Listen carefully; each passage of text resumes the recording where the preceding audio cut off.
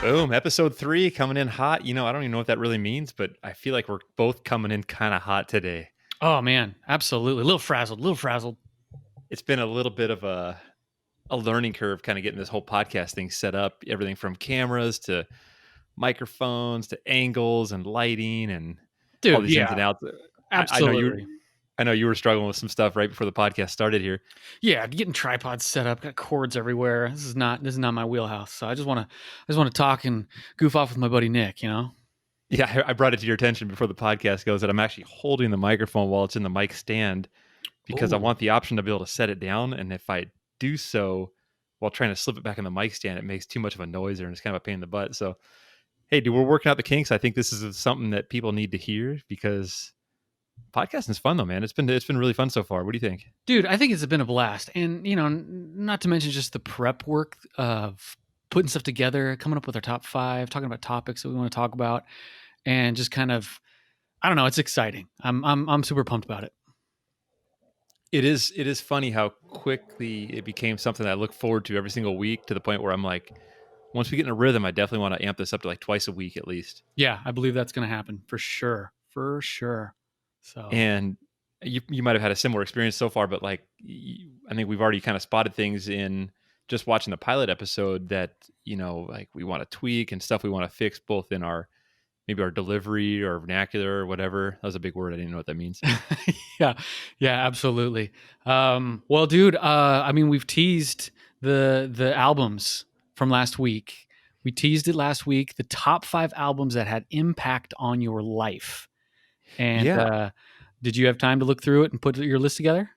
Well, I spent all week long, and it came down to the wire, as I mentioned, right before we even clicked record on this thing. I was still reordering my things there, and so I was pulling hard on my drink tonight. I think we should mention what we're sipping on tonight. Oh yeah, you go first.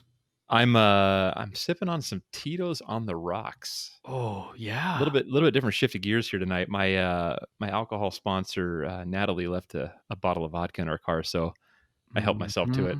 Mm-hmm. Dude, Tito's is good. I like Tito's. I like I it in forgot a how much Bloody I forgot how Mary. much I like it. Yeah. Yeah. Bloody Mary or Arnie Palmies, which you can refer to as a John Daly if it's got Tito's in it. That's one of those drinks I learned in bartending school, but never actually made a single one of them when it came to bartending. Really? Oh, Yeah, man. dude. I did nightclub bartending, so it was Oh, of course, yeah. kind of a shit show It's more, yeah. It's more of a golf course drink for sure. for I sure. I have a Johnny Walker double black Scotch tonight, and it's a favorite just because it's a I don't know. It's a smoky, peaty type of scotch. It's not low end, but it's not high end. It's right in that nice wheelhouse. So it's a nice little sipper for me. Good, man. And you said on the rocks? Yeah, just one big cube. I like the temperature thing. I don't really like to water it down too much. I So do like my vodka just a little bit of ice melt on it. yeah, for sure, for sure. So how was it putting together this list for you this week? Because just to clarify, we were putting together our top 5 albums that had the most impact on our lives. So not necessarily what we think is the best, greatest of all time, but like something that spoke to us personally. Oh yeah, and obviously we got a bunch of different genres in music, right? And you could argue with anyone and everyone about what the best music is, or even just saying your favorite song, you're gonna get in some sort of like you're gonna have to defend that. You know what I mean? Oh, And for so sure, for sure. and so the list of albums that have impact on your life, I just think that is only tailor made to you. And so I had a lot of fun with it. Your topic last week of being nostalgic, I think music is so nostalgic, and so coming up with the list of albums that had impact on my life, I just had a lot of fun with it. And the other part of it too is I you have to make the decision of, well, maybe it was that group, but was it on that album? I don't know. Right, So I right. had to go look through it and be like, "Oh no, that was like 3 albums later. So can I put that in there?" So it was just kind of a fun little, exercise I was wrestling with myself. So how Yeah, about you? that became a factor of why I pulled stuff off my list. I'm like, dude, I remember that song was really good, but the rest of the album wasn't something that really spoke to me. If it didn't have at least like 3 or 4 songs that were something that was in my head for years on end, something I can pop into and listen to anytime. I had to pull it from the list. So I've got 5 on my list, and I've got 5 honorable mentions. Oh, dang. Okay. Well, you know what? What's going to be, I think you're going to get frustrated with me because I kind of cheated in my top 2, and I'll talk about that when we get to it. Okay. Honorable mentions, I don't actually have. I mean, I could list off a million of them, but I don't have any prepared. But we're gonna go into my topic that has a little bit to do with music too. So it's gonna be fun, dude. Yeah, man. Why don't you kick things off, and then if something comes to mind in an honorable mention, maybe throw it in there because I'm going to go 1 to 1. I'm going to go 1 on my list and 1 honorable mention. Okay, that sounds good. All right, so in the 5 to 1 kind of countdown template that we got here, number 5 for me. Oh boy, so it's Boys to Men, Cooley High Harmony. You know, it was the Oh, one that had, baby, setting the yeah, mood. dude, it had Yesterday, it had End of the Road.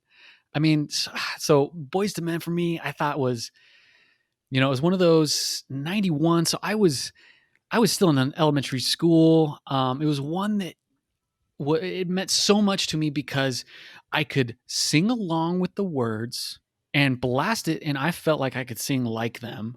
They were so cool at the time, and in elementary school for me, cool was everything. You had to be cool. I mean, it was just What what it do you was. remember what you So were wearing? Because that was kind of a big thing that tied into my list there too. I mean, it took me back, like the nostalgia. Do you remember what you were wearing back then?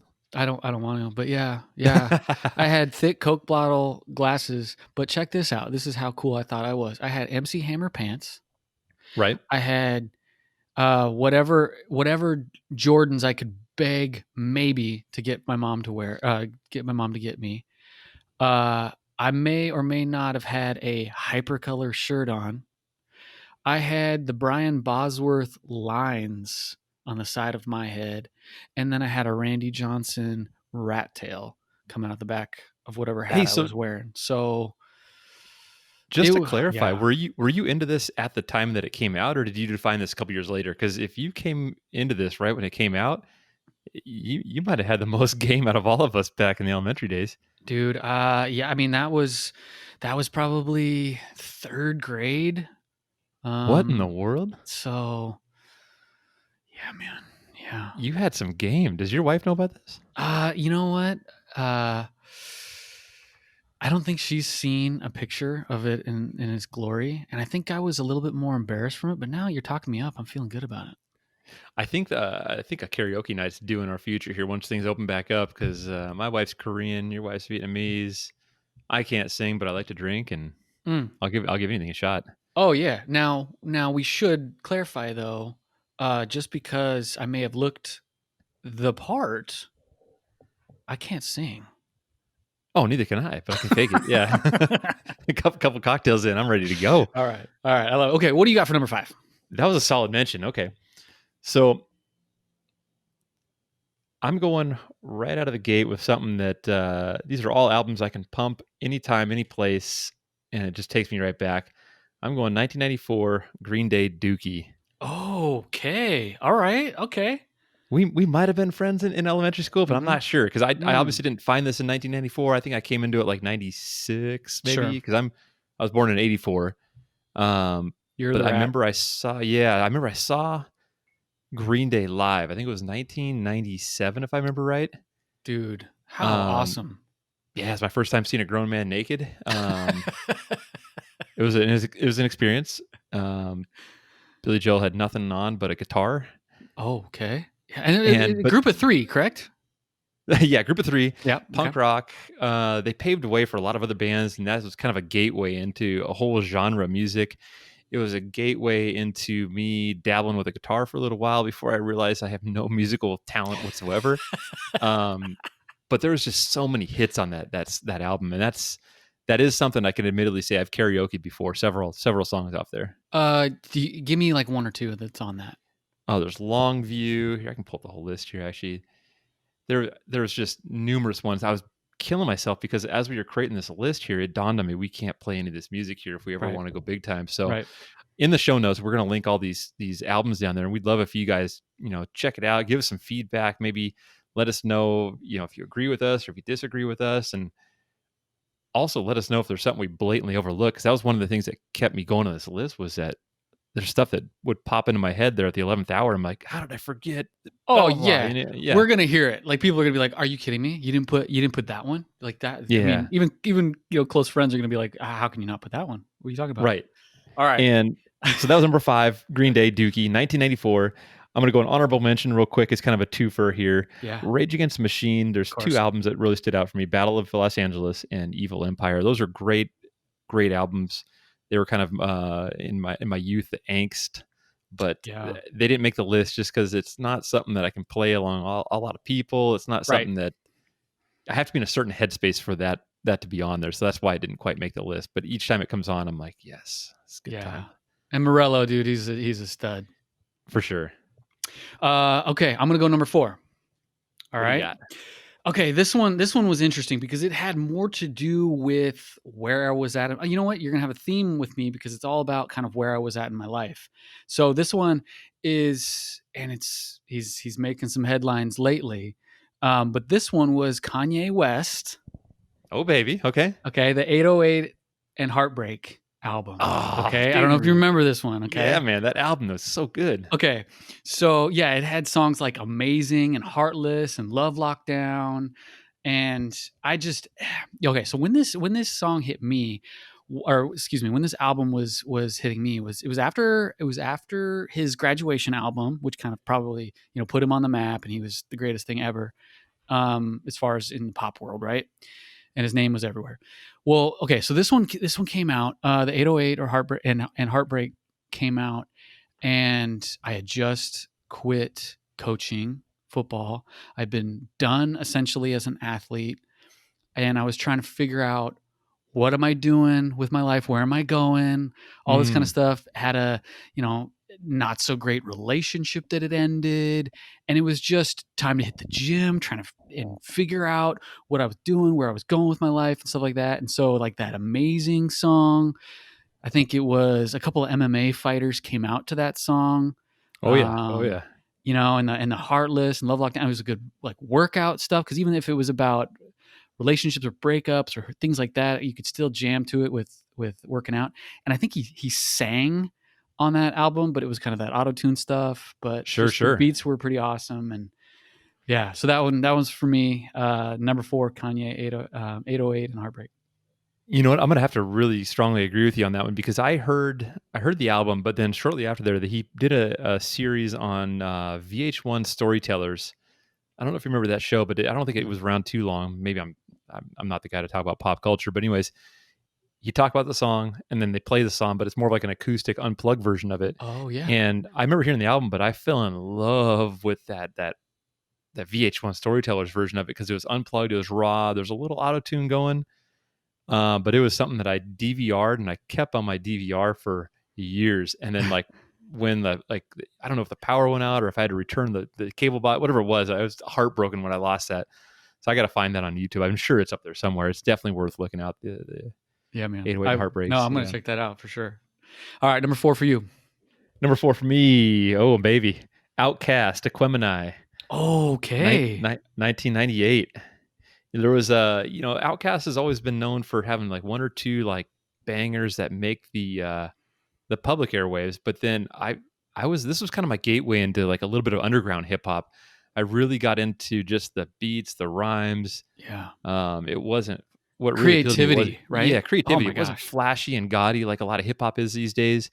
And you'll see number 4 kind of leads to my number 1, which was my number 1. I knew right from the get go what it was. There was no arguing that. But yeah, Aquemini, Outcast, done all day. Give me 2 songs that were on that one because they're a blur for me. Rosa Parks was on that one, of course. And then there's a song called Chonky Fire on there. It's just an old school kind of pot smoking song. No just way. Okay, badass. I don't know that one. It actually be a good MMA walkout song. It just got some dope beats. I feel like a gangster when I listen to that, and I'm the farthest thing from a gangster. So. But yeah, definitely check that out. That'll be in the show notes. Isn't that the best part about music though? It puts you in the mindset of whatever you need to be in at the time, and it's so good. And that's something we can talk about at a later time. But that's one of the reasons why sometimes I just can't do music, because it takes you a certain place, and if I'm not ready to go there, I can't do it. No doubt. Okay, Honorable you have an mention for honorable me. mention. Yeah. Yeah, 100%. This would be Beastie Boys, not any of their old stuff. I'm talking 2004 to the Five Boroughs. It was an album that came out obviously 2 years after 9/11. Um, they hadn't had an album out for a while. This was like a last hurrah, more or less. I don't know what we'd call it, but this was a banger of an album. It kind of got overlooked, I think. Is Maybe, this the maybe one that they did the concert documentary I believe that's right. about? I was struggling to remember. This was a late entry on my list here, but I remember that it was something that you can put on and like start to finish. That album was just something you can leave on and bang Oh out. Everyone's man, gonna have a good time. dude, that's great. You know what's exciting about this is I'm gonna get all of your list, and then after we're done with this, I'm gonna go be a nerd on YouTube and I listen to all the stuff. likewise, This man. is great. Likewise. I've got Spotify up here. It's killing me that I can't play it right now. But yeah, we'll get into that later. I'm scribbling down notes. All right, cool. All right. So where are we at? Number 3 for me. Number 3. Okay, again, where I'm at in my life when this came out. This is going to separate us a little bit. And I think we've had a couple of topics in the past where we've talked about our upbringings a little bit different. Mine might have been a little bit looser. Okay. Okay, so number 3 is Snoop Doggy Dogg's Doggy Style. Okay, this is the first CD I ever owned. Okay. Yep. So if you think about that, so I was also in elementary school, and the person that got this for me happened to be my grandmother. So Interesting. Okay. okay, so you think Grandma. Tell me about about yeah. grandma. Okay, so think about this. So this is early '90s, right? This is early '90s, which means I am under 12 years old. I'm probably 10 years old at the time. Okay, and so I had to put on my Christmas list for my parents Snoop Doggy Dogg's Doggy Style. My grandma then asks my mom, "What does Adam want for Christmas?" And they then have to relay this information to my grandmother. My grandmother then goes to Silver Platters in the Pacific Northwest, if you're familiar, Mm-hmm. and then proceeds to buy said Doggy Style album. And then Wow. has the Silver Platters guy look at it and like, "You're into this music?" She's like, "Oh, it's for my grandson." Okay. And then I opened that at our family Christmas with in front of everybody else. And again, I'm about 10. I So, think I remember that album cover. Hold on. That album cover was oh pretty yeah. funny. It was a cartoon. Yes. Definitely. Yeah. Yeah, Okay. yeah, Yeah. yeah. Yeah. Yeah, yeah, yeah. Definitely And some disturbing stuff on the cover. oh yeah, dude. And if you pull out the flap, I mean it's a comic book in the same vein. I mean it It is came with a condom, right? right. So what this taught me. So obviously there's a bunch of really good songs for. I mean, just for one is Gin and Juice, and you know, I mean, just there's the whole album front to back you can listen to if you're into that kind of thing. For But sure. what that was for me was, oh my gosh, like I can I with the relationship with my parents and stuff, I can't. And we all listened to it. It was interesting. I'm listening to that song, that music with my parents, and then we look at it and we're thinking, okay, yeah, cool, all right, it's all yours. And having that relationship and the trust and all that kind of stuff in a music that has parental advisory on the front, but then actually going through parental advisory with my parents, talking about it and that kind of stuff. And I mean, that was a pretty impactful moment in my life. So number 3, Snoop Doggy Dogg, Doggy Style, probably a little bit different impact on me than it had on others. So, I'm gonna start with my honorable mention because I didn't put the Chronic or the Chronic 2001 on my list. oh, Not it's because so I didn't good. have it, not because I didn't buy it like multiple times, because you lost it or it got stolen, or whatever. Right. It's just I didn't feel like it was for me, and it's it's gangster rap, and I kind of felt like a poser every time I played it. But I mean, those are the songs that get stuck in your head, and those are the songs you can recite the words to, whether you can rap or not. But I I, I wish I had like a top 10 list because it's 100% on there. I couldn't Yep. pull it on there, put on my list because I didn't feel authentic. My list is truly all over the place. We've got punk rock, we've got hip hop coming in third. Metallica. Oh, which So album, right? which album? The first one really stood out for me, or not the first one, but Kill 'Em All stood out to me the most because I love the rawness of it. I love it was 1983. I Oh, love just how much angst they brought to that album. That was that's before just like Enter Sandman. Yeah, that was before and they got the catchy songs. This Black. was like, yeah, this had songs like Whiplash, Hit the Lights, Jump in the Oh yeah. Fire, Seek and Destroy, just classic Oh stuff. yeah. And this was stuff that when I was riffing on the guitar a little bit, I could kind of start picking up on because it's just a lot of Right. chords, and then I could keep up until Hetfield and they started going on the guitar solos, and I was like, oh, stepping Yep. out. Done. Yeah. I know my place. So yeah, Oh man. Metallica. I went through all kinds of places. I went through, in elementary school and junior high, much like everyone does, trying to find themselves. I went Yep. through the punk rock stage. I went through the GQ stage. I went through Sure. the metal stage where I was wearing, combat boots to school Yep. and whatnot. But this is all music that's just stuck with me over the years. Doesn't matter if I'm a preppy nerdy kid with, bleach blonde hair. This is one of those things I can listen to anytime, and I'm like, yes, Heck yeah, dude. I like that one. Oh, dude. Yeah. I will always love some Metallica. I love it, man. All right, what do you got? Okay, number 2. This one is again my two and one are a little bit cheating, and so you have to call me on this or not. But so my second favorite album that had no, is it? It's not favorite. It's had the most impact. Okay, so second most impactful album for me was AC/DC Live. Okay, and Oh, okay. this was one live concert that had like, I mean, it had Hell's Bells, it had Highway to Hell, it had it it had Thunderstruck, it had all of them, Back in Black, it had Dirty D. I mean, it had everything. And you know how a lot of live albums can just be terrible as far Oh as like the yeah. recording quality. This one was so good. The recording quality was so good, and you hear the crowd and it only adds to it. So like you've probably heard many versions of different live songs and you're just like, I wish it wasn't. I wish it was in the studio. And it's not this one. This one was so good. And it was everything like high school sports for me, which was a Mm. very, very fun and impactful time for me in general. Was the camaraderie, the friendship, the weight room, the getting ready for practice, the hanging out with the guys after practice, the driving around in the car to on the way to the games, all the camaraderie stuff. This AC/DC Live album had so much to do with that. And so that's why it's number 2 for me. God, that is not something we can karaoke. Have you ever tried to karaoke a AC/DC song? Absolutely not. Are you kidding me? Oh my I want to be able God, to talk. I've been in my car a couple times, and I love Hell's Bells. Thunderstruck's one of my Oh, top 5 favorite songs. I mean, we're talking about albums right now, but Thunderstruck's one of my top 5 favorite songs, and to even try to, like, come close to those notes, a I mean, you screaming can't talk, yeah, falsetto? Are you kidding me? Like, you no can't talk way. for the rest of the day. No. Uh, Good stuff. That's a solid one, man. I don't have any AC/DC on my list there, but, I love the story that's tied to it.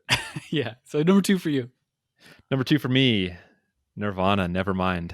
Yeah, sure. Can't go Sure. wrong with that. So that was right in the heart of me playing guitar. That was right in the heart of me finding myself. Just it really felt special because the Seattle music scene was so strong that it felt like it was in our backyard. It felt tangible. Um, Yeah. What was on the cover of that one? Is that the kid in the pool or is that this is the a kid in the pool, and Okay. yep, there's 2 versions. There's a couple of versions of the album, but the original one had the weenie. We had full weenie on that one, Oh, and yeah, then yeah, yeah. they photoshopped out the weenie later. So I went pretty deep into Nirvana for a number of years. So to the point where I was quoting facts, I could tell, okay, that was recorded in Germany. This was live in Berlin, whatever it was. I could Yeah. really get into some deep facts, and I still love uh, all the music, and it brings me back. It was something that Nirvana was tangible in the sense that when you're a dumb guy like me who has no musical talent, I could strum along Yep, and feel like I knew something because there for was sure. just power chords. It was not easy, but it was definitely not Metallica. But then also it was also really good. Like it didn't I don't feel like Nirvana and Kurt Cobain got really the the love they should have received until they did MTV's Unplugged. And he 100%. Yep. and he played that music acoustic and they're like, "Oh my gosh. This isn't just like, as the adults, at the time would say, this isn't just crap, like it was it was just grunge crap. I mean, it was actually really good music, and they were musicians. So, Yeah, and so one of my honorable mentions was the Foo Fighters, the original album. of course, God, that thing just hit. Those first 4 songs just right out of the gate, it was awesome as Dave Grohl just asserting himself as a lead, band leader. It was awesome. I saw him live as well. I saw him in like 98, 99 or something like that. and what a stud. And then Yeah, so we could spend the whole podcast talking about Nirvana to Foo Fighters too, because just with recording in the using the Nirvana recording studio, and things aren't going, and Dave Grohl's laying down all the tracks, all that. I mean, we could talk about that forever. Love that dude, stuff. just takes me right back, man. That was my first experience into a mosh pit. It was a big outdoor music festival, and I had no business being there.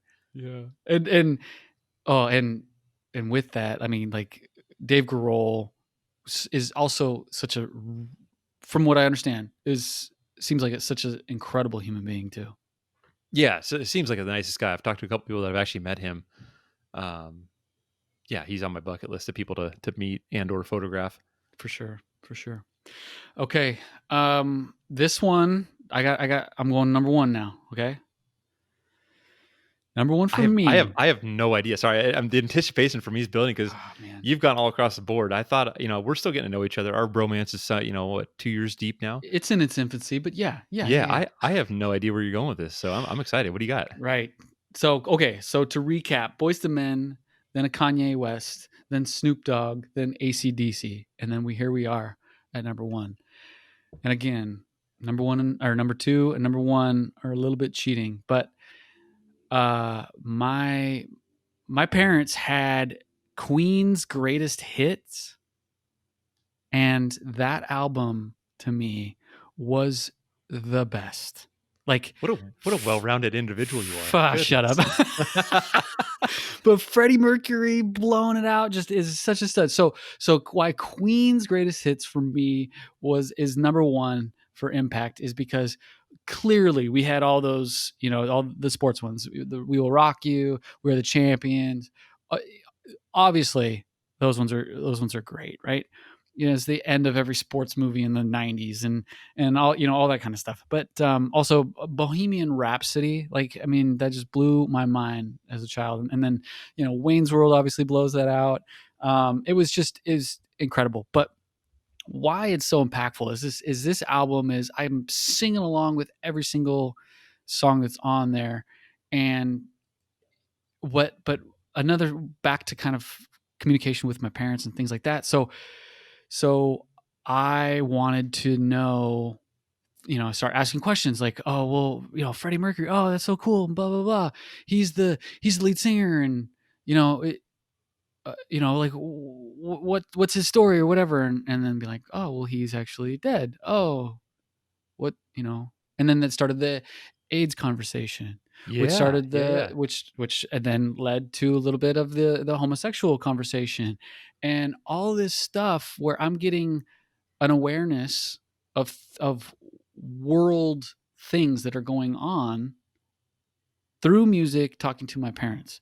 And so, like, having Queen cover so much, and then, not to mention, dude had pipes. He could just blow it out. He could play every instrument. Like, it was just incredible.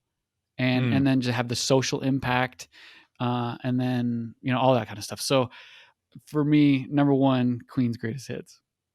that's solid, man. You're pretty well-rounded. One of the things that stood out to me was most of my music. I mean, Metallica was 1983, the one I mentioned there, but most of my stuff was in mid 90s. Okay. Um, I do have a couple of my honorable mentions, which were newer, but I didn't make my list because they hadn't been in my life for that long. I have one from 2017 that, and in my opinion, like 3 years is not enough to really have a lasting, long impact. That's why I had to pull it off the list. Oh, sure. Okay. I follow. So I went with something that had been in my life for a long time. That's interesting, though. Queen. Yeah, I could definitely see the argument for that. That's a solid one. Um, Bro. So my first one was by far an easy choice for me because it took me back to a time in my life where my group of friends were a couple years older than I was. They got me into downhill mountain biking. Mm-hmm. They got me into wakeboarding within the same like 12 months. Okay. So we were making trips up to Whistler doing downhill mountain biking during the summer. wakeboarding on the weekends, wake surfing, all that stuff. And it was just a fun time in my life, early 20s.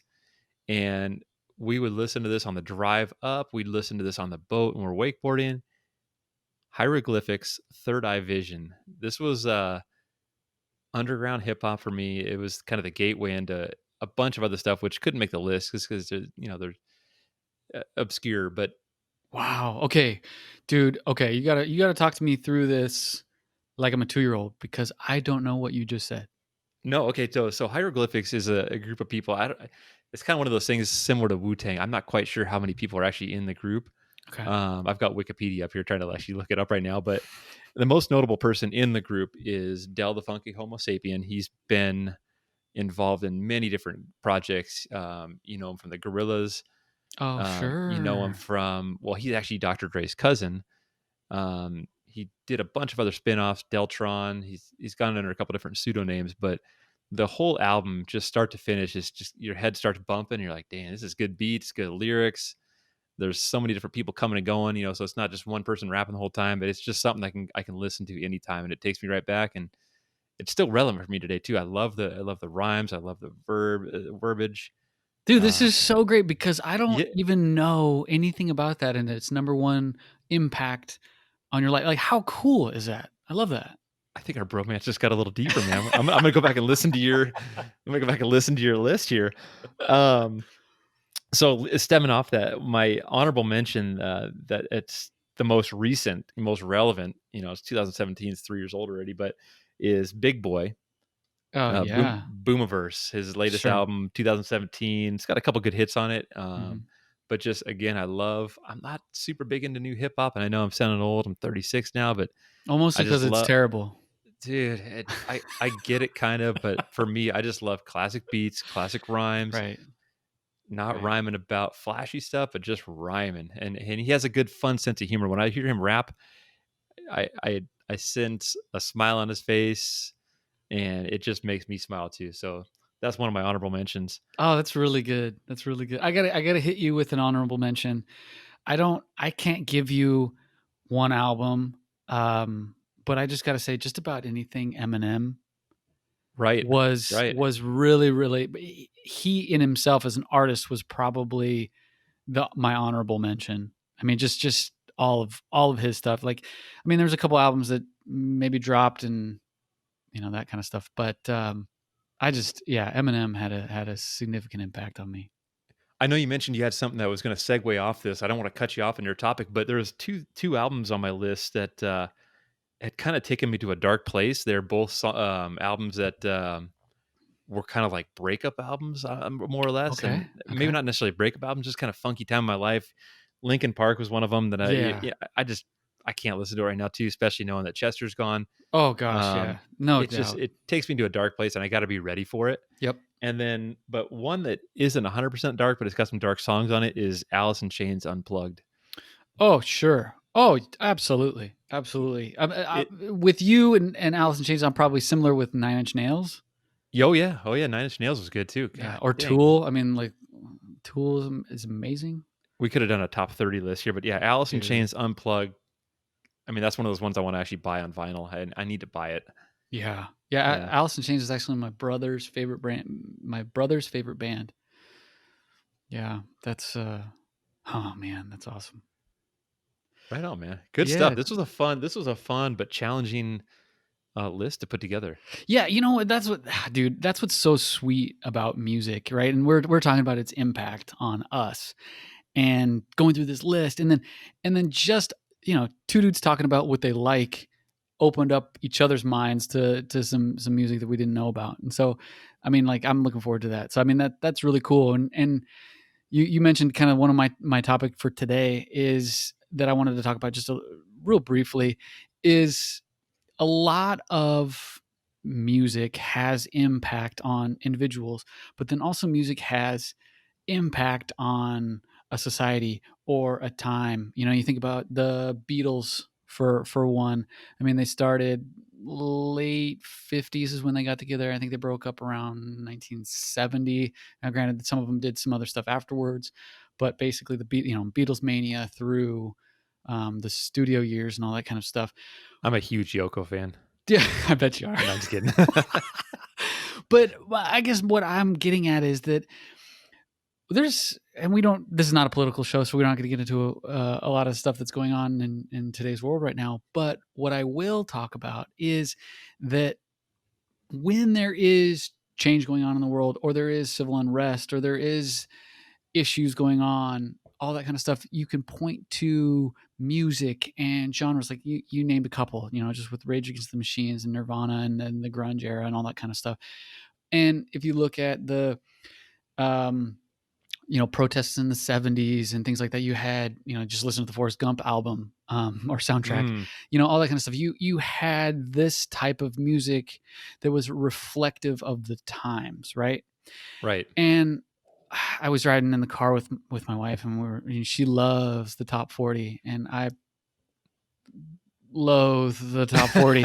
And and so, and it's like, oh cool, Lizzo again, oh cool, this is Drake, cool, let me Yeah, listen to Drake again. I can relate so closely. Oh my gosh, dude. Yeah. So anyway, but there's so much going on in the world right now, as there always is. There's never a dull moment, right? So, but I'm thinking about all this quote unquote stuff that's going on right now, and the musical talents that we have right now is Lizzo and Drake. Like really, like there's a Drake song, and for all those that love him, fantastic. And this is what's so great about music, is we can disagree. But he has a song that is like, left foot slide, right foot slide. Either way, what we're gonna do is you're gonna be sliding. I'm like, it's the Hokey Pokey, dude. Like this is modern day song on the radio, and it's a grown man giving us the Hokey Pokey, like, and that's hip hop right now. You And know, so, I struggle bro. with that too because I'm like, I don't get it. The guy's getting paid millions, and I understand that the music's not for me, but I've never had a tough time relating to music more so than today. But I mean, maybe that's just I'm an old fart. Well, and that's what every old man, or every person, in my opinion, with their musical appreciation, can always learn and appreciate music that came before them. They have a much tougher time with music that came after them. And usually it's like high school, college, or some sort of that kind of life, and then boom, you see it with cars and haircuts and style as well. But people kind of shut off once they've they stop being cool, and that's when they shut down to learn about the new stuff. So you're not alone, I'm not alone. But yeah, I mean, I think about Bob Dylan, Bob Marley, anybody Bob? No, Jimi Hendrix, or even Madonna, Queen, Michael Jackson, the Rolling Stones. These people had impact and message about what was going on at the times and all that kind of stuff. And so, I will be interested to see what our musical impact looks like over the next couple of years. Right. Yeah, I got to think about that the other day too. I'm like, who's putting out original stuff? Like stuff that isn't sampled or oversampled. And I'm looking at the list of like top 20 artists right now, and I'm going through. I'm like, okay, yep, they're basically this person, but a new version of that person. I'm like, who's putting out new stuff right now? And does anyone stand out for you? Yeah, dude, I don't know. You know what? So this, we'll probably get another argument, but so I'm not a Justin Bieber fan. However, his most recent album actually sounds like a true R&B album with some maturity, and it is actually good. It's not the kind of quote unquote garbage that he was throwing out earlier. And I don't think it's terrible. So Yeah, no, he's an artist. He can play guitar, he can play yeah, piano, he can sing. He doesn't have to auto tune. He is a legit artist. I got nothing but respect for him. and it might be my evolving attitude towards him, which was similar to Justin Timberlake. Let's be honest. I was not a big fan of him in Sync. However, his solo stuff, him as an actor, him just as a person, I mean, I have a heterosexual man crush on the man. What's something obscure that you've listened to lately? Because I've got a couple that come to mind. Do you listen to anything that's out of your wheelhouse? Oh, um, I can go there. Why don't you go first, and then I'll hit you back with it. So random, stemming off my last week's topic, nostalgia. I love swing, kind of that uh, Great Depression era kind of music, just Like Big Bang. big I band. mean, Yeah, big bands. Sorry. yeah, exactly. Yeah, big band music. That kind of makes me think of my grandma and grandpa, Sure. because I used to love going dancing. Um, that's something that a lot of people wouldn't expect, but I can put on pretty much anything from that genre and just kind of feel at peace, and it takes me right back. And then randomly, I like going on Spotify and just listening to stuff that isn't for me, but I can really appreciate it. I'm not going to say I understand or I get it, but I really appreciate what both Halsey and Billie Eilish are doing. Oh yeah, They're dude. I think Billie Eilish is very talented. Yeah, and some of her B stuff. I'm not talking about some of the poppy stuff she's doing, but some of the B side stuff. I know that we don't actually have albums now, so kids these days don't even know what a B side is. But the non mainstream songs, and same thing with Halsey too. Just very unique voices. If they sample stuff, it's very subtle, but it's unique. That's one thing I really appreciate it. Yeah, these kids won't understand about uh skipping on CD. Oh, we had it rough.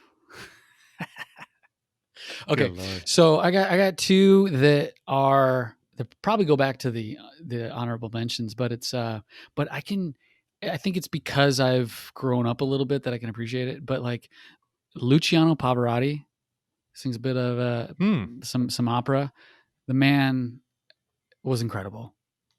Man was incredible, and it was one that like my mom would blast, and I just hated it. I hated it. She would blast it like it's 10 o'clock on the weekend or whatever, and I want to sleep in, and it's time to get up and do chores and stuff like that, and I would hate it. But I mean, it's incredible. It's so much passion behind that man's voice. The other one is another. It's kind of down the classical route. But is Vivaldi? Anything Vivaldi with a violin. He did the Four Seasons. You've heard Spring in just about any college movie where the kids go off to college, but Winter, if you listen to Vivaldi Winter, it is a roller coaster, and the passion behind that is incredible. So anyway, Man, classical music kind of takes me back to a bad place because we had to play an instrument. I think it was in fourth or fifth grade.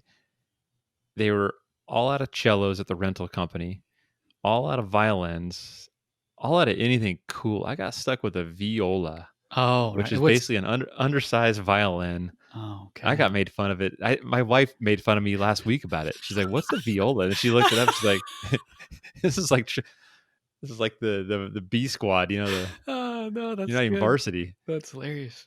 Yeah, yeah, Oh yeah. man, I think Again, that something I had no musical talent to play, so it didn't well, matter anyways. I didn't make it past the recorder, so there you go. Oh yeah, all right. So Well, cool, anyway, man. that's what I wanted to talk about was just the impactfulness of music, and we need it more, we need it to continue.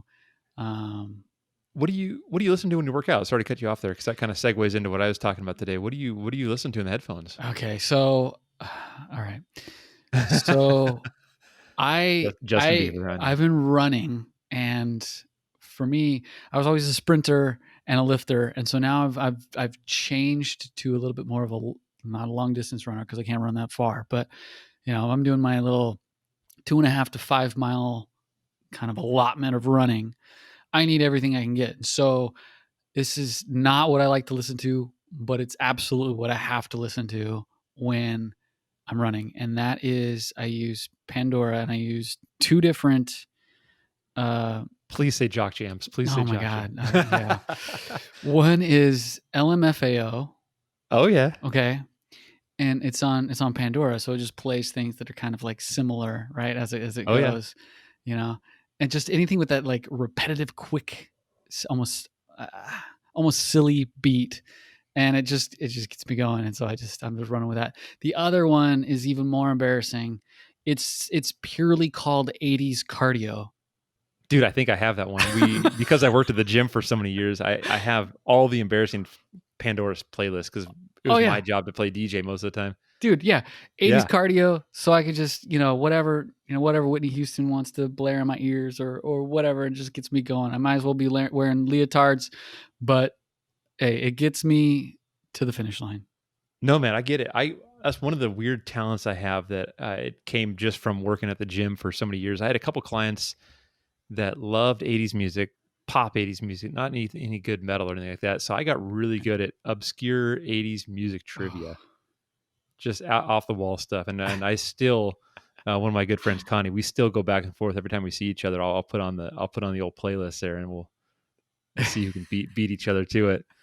That's funny because music for me, I've had to abandon it during my workouts now, and it's one of those things because if a weird song comes on, it takes me to a place I don't want to be. I need the workouts for me these days have changed, and that kind of stems right into my topic today. Is the workouts for me have gone from a physique goal to more of a feeling goal, and to get the feeling goal that I'm achieving, I love having either a upbeat podcast that has a good guest. Rogan's got some good guests on his all the Yeah. time. So if I've got something relevant on there, that'll really get me fired up, and I'll kind of self-loathe, feel like a piece of crap, and I get so motivated listening to these people. Or the other side is I'll download a specifically Grant Cardone audiobook. He's got a handful of books out, and I'll put them on. Yeah. I usually listen to them at like 1.25 speed Oh because gosh. I Not love 10x speed? yeah, no, I love his energy. I need that. I need someone yelling at me. My workouts nowadays need to tie into what I'm trying to achieve in my professional life. Dude, I love that Um, actually. I mean, that's incredible because it's all about attitude, right? Your attitude and yeah, your and effort.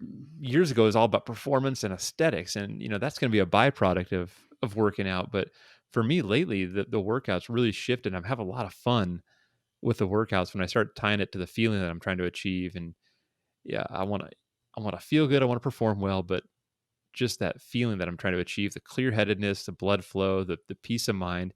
After a good workout, man, you could say anything you want to me. I'm just zen, almost like a You're high just in it. state, Yeah, you're just in and it. I everything love just it. rolls off. So, do you catch yourself? You're like, all right, now I'm in between those lunges. Now I got to go do this. But Grant's really dropping some knowledge on me right now. I'm just gonna sit here and listen. Does it mess with your flow in your workout at all? No, but weird. I usually go back with an audiobook and I'll listen to it again at the computer where I can take some notes. Yeah. Okay. And so I I'll got kind of you. make like a mental note, like, okay, sometimes I'll even screenshot the timestamp on the phone. I'm like, all right, I need to go back to 4 hours in, 32 seconds in, and remember this portion here. Yeah, for sure. So yes, it's easy for me to keep on going. That's But good, man. I love the re-listening because I'm totally that way too with the audiobooks because I'll be jamming and I'm just loving it, but at the same time, is my retention really there? And then I got to throw it back on again and be like, I think I zoned out for this last 10 minutes. I better zip it back. yeah, how have your workouts changed in the last couple of years? Oh my gosh. So, all right. So and this goes back to kind of my music list on the impact and that Kanye album because through throughout my life, working out was purely for sports performance, right? You lifted to be better football player. You lifted to jump higher basketball. You lifted to be, faster, all of that kind of stuff. And so it all correlated to what the goal was. And that's where I was kind of struggling because I was like, I'm mid 20s, no longer a coach. I'm not competing as an athlete anymore. So what does that look like? And I was struggling with it, and we easily fall into the physique stuff, right? You're like, I want to work out to look good. Well, then I'm just going to do these exercises to do that. I'm only going to eat these things, even though whether that's good for me or not. So, um, so like the way that my workouts have changed now is I'm with you. Like I feel like crap when I don't work out, regardless of what it is, right? If it's just a run or it's this or that, like I feel great today because last week I did a bunch of workouts with my wife and it was body weight stuff. It was all like transferring and balance and Hmm. similar to like yoga stuff. And I'm like I was sore from that, which was great. And then we went to the beach and we had to walk 500 steps or something like that. And my like calves are sore from just the steps. I'm like, that's awesome. Like, I like the feeling of doing things that are getting me in the right feeling and feeling accomplished, feeling worked out. And then that Hmm. soreness of after doing a workout and feeling sore, not quite, not like the 48-hour sore, but like having that, like I've just worked kind of feeling. Right. And then when you get out of bed and you're kind of like, oh yeah, I'm a little sore. Not the pains. I don't want the twinges in the knees and the necks and stuff like that, but just that worked soreness. So the way my workouts have changed is it's a lot more running, it's a lot more functional stuff, body weight stuff, instead of just trying to see how much I can lift. You know what I mean? Yeah, mine changed definitely during the quarantine, the lockdown. It Because we had nothing but free time. I got into a daily flow. Again, it started with some body weight stuff. Then I broke out the kettlebells, and then when things opened back up here, it was like I started going to the gym every single day. If I'm not going to the gym, I'm going for a run. So I'm usually in the gym 5 days a week.